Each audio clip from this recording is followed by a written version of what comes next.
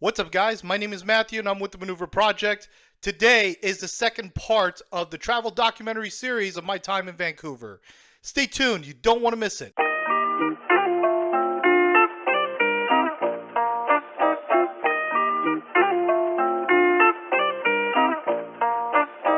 Alright, what's up, guys? Matthew here with the Maneuver Project, where I provide travel documentaries and podcasts including physical, mental, and spiritual. If you're interested in any one of them, don't forget to hit the like button and subscribe so you won't miss a maneuver. Your like and subscription will support the operation of this channel. If you're one of the subscribers, I thank you for that. Now, in today's video, I'm going to show you my time along with some footages of where I went to, the cuisines I had in Vancouver, British Columbia, located in Canada. Now, what I'm going to say is not in order, but I'm going to give you some of the features of the places I've been to and the cuisines I had, which is based on my recommendations if you plan to visit Vancouver. Vancouver is known as the most Asian city in Canada. In fact, according to Canada's census 2021, 45.1% of the population consists of Asians, which consists of Chinese, South Asians, including Indians, Nepalese, Bangladeshis, Filipinos, Koreans, Southeast Asians such as Cambodians, Laotians, Thai, Vietnamese, and Japanese. 2% makes up of Hispanic and Latinos, 1.6% makes up of Black and African, 3.4% makes up of Middle Eastern, such as Armenians, Turkish, Arabics. So other ethnicity makes up of 2.5%, and the rest of the population consists of white or Caucasian. 41% of Vancouver makes up of immigrants. Others are Canadian born. All right, so the first place I've been to in Vancouver is called Grouse Mountain. Now, you can actually get to Grouse Mountain by either taking a sea bus from Waterfront to Lonsdale Quay and then take the bus from there, or you can actually go from downtown Vancouver and take the bus all the way up to Grouse Mountain. Now, I remember when I was there, normally it costs about 80 Canadian dollars just to buy a lift ticket to get up to Grouse Mountain. However, during my time there, it was the weekend of Family Day weekend, which also coincides with President's Day weekend. Because of that, I managed to get a 50% discount. So instead of paying 80 Canadian dollars, it went down to 40 Canadian dollars. So it was a good deal. No complaints on that. I'm going to show you some footages of my time in Grouse Mountain. So here we go. All right, guys. So right now I am currently on the train all the way up to Grouse Mountain. And it is very crowded right now based on how many people are there, a bunch of skis and snowboarders. So I'm going about 800 meters altitude, which is about 2,625 feet. So I'm excited to go up there and check it out. So look how crowded it is over there. So hopefully it's going to get better on the way back. So we will see how that's going to go. Alright, guys, so right now I am currently on Grouse Mountain. I'm trying out the snowshoe. This is the first time I've ever been on a snowshoe in my life. I have done a snowboard a long time ago, but in this case I just want to try it out, see what it's like, get the feeling for it, so we'll see how that'll go. Alright, guys, so right now I am currently on top of the Grouse Mountain. This is just super amazing with the stunning view. You can actually see downtown Vancouver from here. And right now I'm currently on 800 meter altitude. So I'll show you a quick snippet really quickly. This is just a very stunning view, not gonna lie. All right, so the next place I've been to in Vancouver is called the Capilano Suspension Bridge. Now, if you're coming from the Grouse Mountain, you can actually take the bus down toward the Lonsdale Quay Station. In fact, Capilano Suspension Bridge is actually on the way back. And that was the reason why I chose to go to Grouse Mountain first and then go to Capilano Suspension Bridge on the way back home. Now, one recommendation I will say to you is that if you're one of those people who are scared of heights, whether it's tall or very short, do not go on the bridge. And the reason why I want to say that is because even though the bridge is wide, it can get wobbly. Not significantly wobbly, but it is wobbly enough to where it'll make you become further phobic about it or fearful about it. So if you're scared of heights, don't go on the bridge. When I got to the bridge, I managed to get a 10% discount because I was a student. So hey, no complaints on that. All right, so here's the brief footage of my time at the Capilano Suspension Bridge. All right, guys, so right now, I am currently at the Capilano Suspension Bridge. So really cool part is, it is wobbly here. So I suggest if you do not want to come on the bridge if you're definitely scared of heights. So I can show you the brief glimpse of what it looks like on the bridge.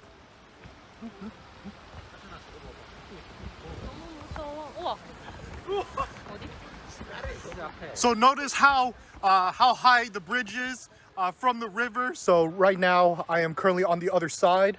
Went across the Capilano Suspension Bridge. I mean, looking at it here, if you're a Star Wars person, because I am personally a huge Star Wars person, walking around just feels like I am currently in Endor. And if you haven't watched Star Wars Episode 6 called The Return of the Jedi, it's very close to that. As far as the environment goes, just how it's set up. You take a look around here.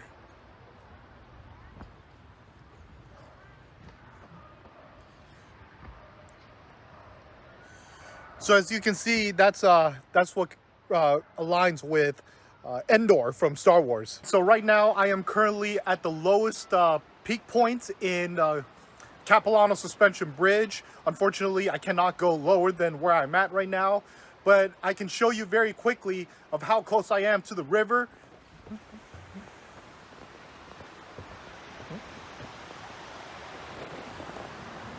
And notice how amazing this area is. If you actually go as low as possible, that's where you'll get the best view of the river. All right, guys, so right now I am currently on the cliff walk. So I am walking along the cliff on the bridge. Thankfully, the bridge is set up so we can actually walk along the cliff instead of having to actually go on the cliff, if that makes sense. So if you look at it here, this is an example. All right, so next up is one of the cuisines I had in Vancouver, and that is called the Japadog, which is short for Japanese hot dog. Now, this is one of those foods where you cannot find them in Japan. In fact, they were originally made in Vancouver, British Columbia, due to the influx of Japanese immigrants for the past 100+ years. Now, the thing about Japadog is that they make all variations of the hot dogs using the Japanese toppings. And I'm going to show you the footage of my time trying out the Japadog. All right, guys, so right now I am currently at a place called Japadog, located in Brentwood Town Center off of Brentwood Town Station. So I am here to have lunch, and I'm going to try out one of the famous foods in Vancouver called a Japadog. All right, guys, so right now I just got a food from Japadog. So I managed to get a food called Gurubuta Teramayo, which consists of Gurubuta pork products for the hot dog, the teriyaki sauce, Japanese mayo, fried onions and seaweed, and I also got a fries. It's called the Ao Nori fries, which is one of those seaweed seasoned fries. So before I'm gonna eat, I'm gonna tell you how much I bought it. So I bought the hot dog and the fries, which is the combo itself. Turns out it's about 16 Canadian dollars, which is okay. I mean, of course it's a little more expensive because of the sales taxes here, but hey, what can you do? You want to get the authentic cuisines, right? So I'm gonna try out the hot dog first and then the fries and see what I think of it. Let's go.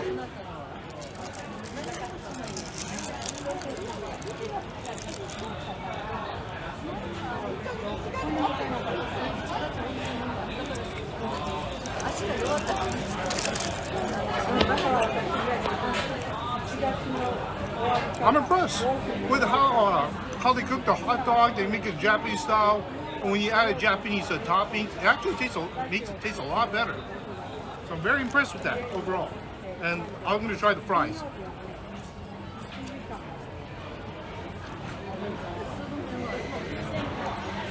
A little bit of a seasoning, but not too much. But hey, I'm not complaining too much. Next place I've been to is called Granville Island. Now, Granville Island is one of the popular tourist places. Even locals go there. And it's located in the middle of Vancouver. And one thing I really like about coming to Vancouver is that they have a public market where they have farmers market. They have all kinds of ethnic restaurants, you name them. And that's where I had a really good seafood known as the fish and chips, originally made from the UK, United Kingdom. So here's the brief footage. All right, guys, so right now I am currently at a Granville Island public market. It is insane. It has a bunch of market stores, like delis, restaurants, you name them. And this brings me back to St. Lawrence Market back in Toronto, which is very similar to that. So we will see how it's gonna go now that I'm inside the public market. I mean, look how packed this area is inside the public market here. I am trying out an early dinner here, trying out the fish and chips, which is a cod. So it comes out from a place called Celine's Fish and Chips. The meal comes out to about maybe 18 Canadian dollars, which is okay as far as the portion goes. All right, the next place I've been to is called the Stanley Park. If you're a nature person, this is one of those places you definitely don't want to skip out on. And one brief thing about going to Stanley Park is that it is the largest park in the city. So even though Vancouver has many parks in the metro, Stanley Park has the largest. And I will tell you in more details in the next footage. All right, guys, what's up? So right now I am currently at a starting point near Stanley Park. They say it's going to be about 9 kilometers distance from the starting point all the way to the English Bay Beach. So I'll definitely keep you posted as I'm on the way to English Bay Beach from there. All right, guys, so right now I am currently at one of the historical monuments in Vancouver called the Totem Poles. So one of the cool things about this area is that all those totem poles were actually originally built in the 1800s and later redesigned and replicated in the late 1900s for the purpose of preservation and history. So this is something you definitely want to check it out. It's definitely worth walking to. So I hope, and I personally like it. So I definitely recommend this area within Stanley Park. All right, guys, so right now I am currently at an area right east of the Totem Poles area. So there's this really cool view where you can actually see North Vancouver, the Grouse Mountain, the West Vancouver, and the Lionsgate Bridge. So I'm actually heading to the Lionsgate Bridge, and I will see you there. All right, guys, so I thought this is a good place to take a seat, take a quick breather on my way to the English Bay Beach. So right now I am currently at an area called Beaver Lake. So one of the cool thing about in Stanley Park is Beaver Lake. This is one of the places you definitely don't want to miss out. And the reason why is because, especially in this time of the season, which is during the winter, you don't see a lot of lily pads, but that's where you'll see a bunch of loons coming in and geese. So, and loons is actually the Canada's country bird. So it's really cool just to see a bunch of flocking loons hanging around at the lake. So this is something I definitely would recommend, especially if you're a nature person. Now there is an aquarium area not too far from here, but the problem is that I'm just not an aquarium person. So it's just best that I just walk by and just focus on what I want to do. Plus walking around the park, Stanley Park, along the seawall, it's about 9 kilometers. So it's a long ways, but so it's really cool checking out the nature. I mean, especially walking around, walking inside Stanley Park. It just brings me back to my days in Washington State, where it looks like Jurassic Park, just because the vegetation is very thick. So, and if you've ever been to Washington State, you know what it's like. But this kind of brings me back to my days at Washington State at JBLM. All right, so right now I am currently at an edge of Stanley Park called the Prosper Point. This is one of the popular views here. As you can see, the East Vancouver, you can see across the Lionsgate Bridge, where you can see part of North Vancouver, Grouse Mountain, West Vancouver, and on the side of West Vancouver, there's a sea. You can see the sea called the Burrard Inlet, and east of the Lionsgate Bridge is the area called the Vancouver Harbor. So it's a really great view, totally worth coming here.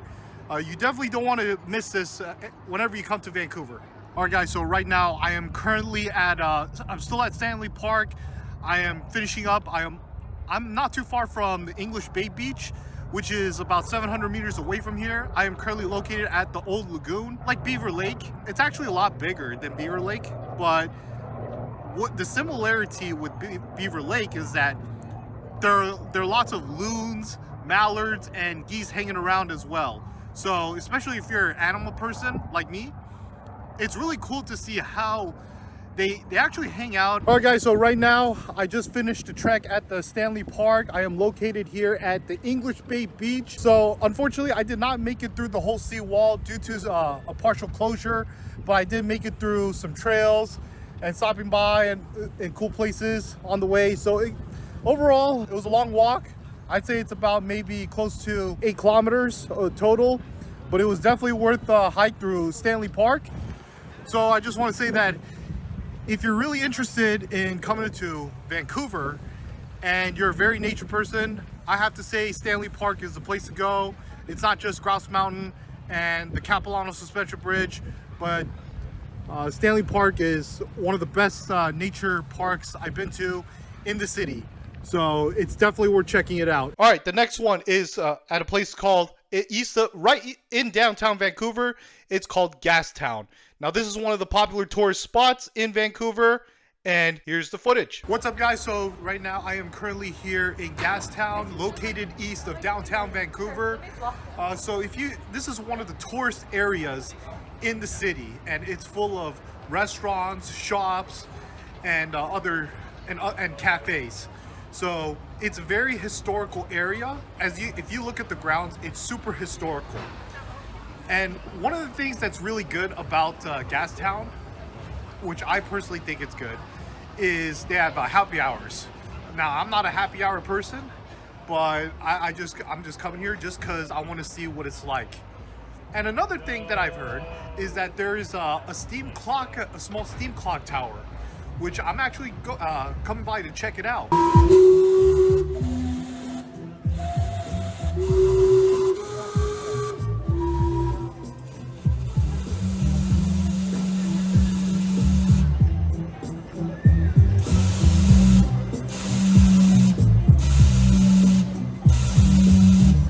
All right, so as you can see, that was the Gastown steam clock. So it usually runs every 15 minutes with the song that I showed you in the earlier clip. So that's what attracts tourists in Gastown, is the steam tower. All right, the next place I've been to, which is east of Gastown, it's called the Downtown East. And this is one of those places where one of the reasons why I wanted to visit Downtown East is because of the name Japantown, and that's what fascinated me to stop by the area and see what it was like there. Now, I will show you in the brief clip. All right, guys, so right now I am currently at Oppenheimer Park, located in Japantown, right east of Gastown. So looking at it here, I don't see a lot of active Japanese stores or markets. It's actually opposite than what I've expected, because there's a lot of homeless people in this area, and that's sad. I mean, if you go to the Oppenheimer Park, you'll see a bunch of homeless tents. All right, next is one of the popular tourist spots in Vancouver. It's called the Chinatown.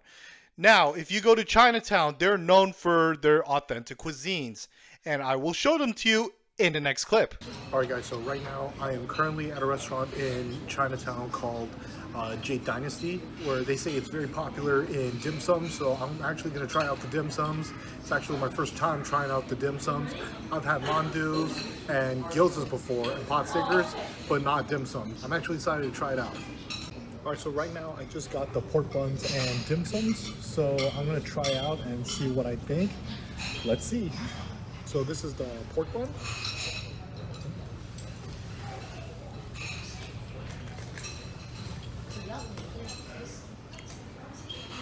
Very impressed. Well cooked. And next, I'm going to try the dim sum.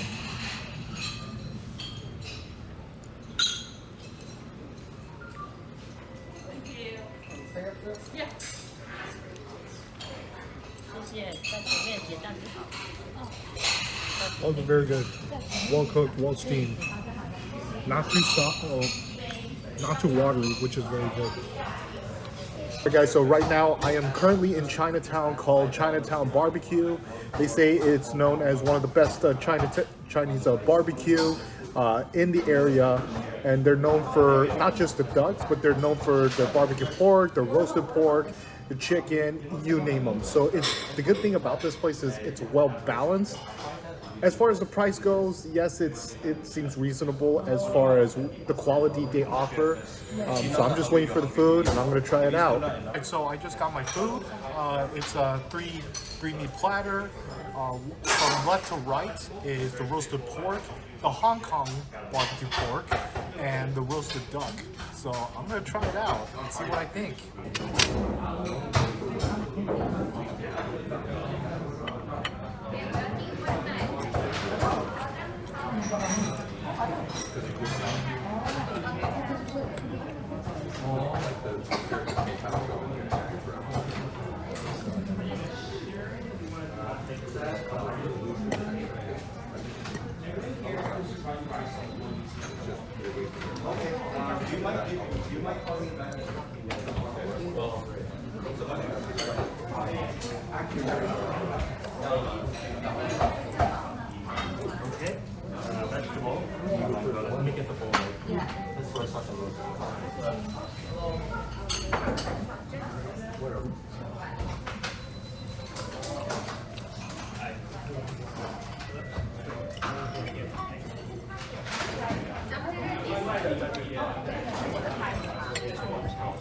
Alright, so the next cuisine I had, it is one of the popular waffle places in downtown Vancouver. It's called the Nero Waffles.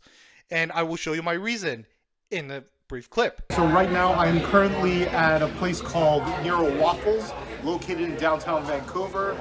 I'm trying out, so this place make waffles in multiple variations. For example, they would add salsa to the waffles, they would add eggs to the waffles, ice cream to the waffles, so they have all kinds of them. But right now I'm just trying out the basic waffle with the maple syrup, like actually a Canadian maple syrup, just to see how it tastes and all that. So we'll see how that'll go.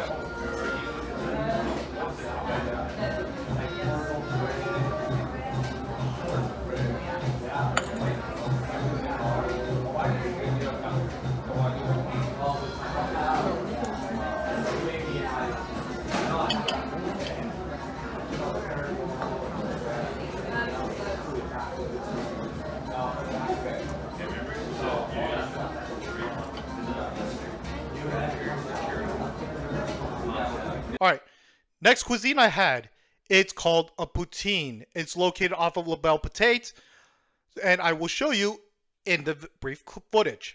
Alright guys, so right now I am currently at a restaurant off of Davie Street called Belle Patate. It's French, but I can't say it in French. But I'm actually here trying out one of their famous food called the poutine. This is it's a must for whether you're a first-time visitor, second time, or however many times you've been in Canada. This food is a must, and the reason I say this is because it is Canadians' signature dish. So, and I managed to score a medium-sized poutine for about maybe $8 or $9 US dollars, which is to about 11 Canadian dollars, which is not bad for lunch. So if you look at it here, it contains the French fries, gravy, and cheese curds. So, and this is a traditional poutine. Of course, this place makes it in different variations, such as chorizo, pulled pork, so many of them.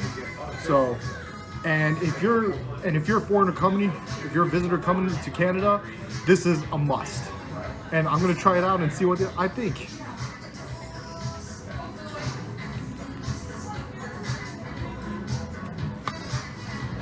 And this is very fresh, by the way.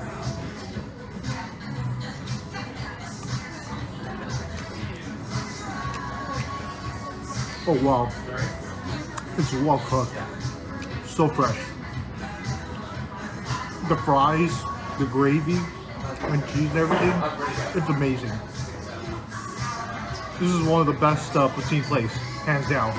Alright, so I hope you guys enjoyed watching my time in Vancouver based on the places I've been to and the cuisines I had. Thank you for watching. Stay tuned for the final part of this travel documentary series of my time in Vancouver. Thank you again for watching. I will see you guys later. Thanks. Bye.